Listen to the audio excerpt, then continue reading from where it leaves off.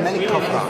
التمثال ده أعجوبة من أعاجيب النحت المصري القديم، وبيعتبر تحفة فنية فريدة من التحف الخاصة بالحضارة المصرية القديمة.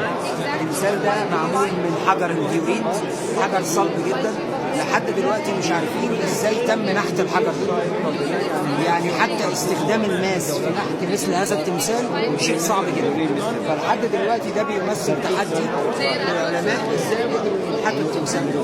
التمثال بيمثل الملك خفرع. التمثال بيمثل الملك خفرع، تمام.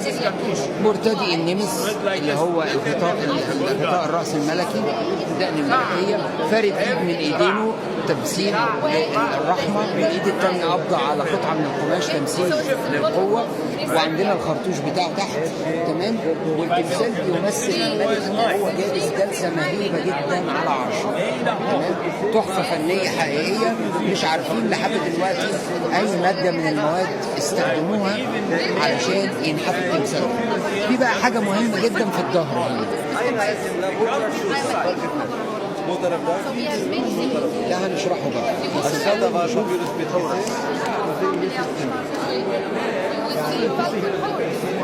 الحرس، تمثيل الحرس اللي في الظهر ده ما بيتشافش من قدام، ده يتشاف من ورا.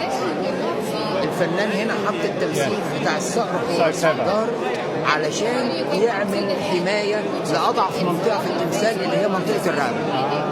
كمان علشان بيمثل اصلا حمايه للملك، لانه رموز الحمايه، حورس من رموز الحمايه، ولذلك تم نحت التمثيل بتاع حورس في الرقبه هنا.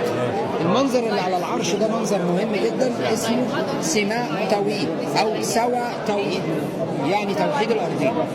المنظر عباره عن تمثيل لحابي بتاع الشمال وحابي بتاع الجنوب. حابي ده رمز النيل، ومع حابي بتاع الشمال مع نبات البردي، وحابي بتاع الجنوب مع زهرة اللوتس، والاثنين مربوطين في بعض.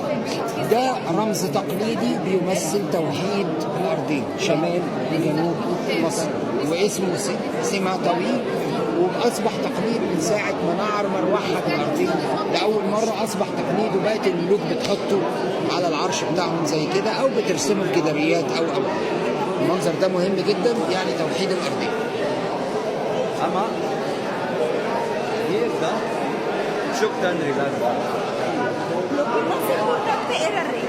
El Dios, nada. Vamos a ver después que Carved by this details very suspicious.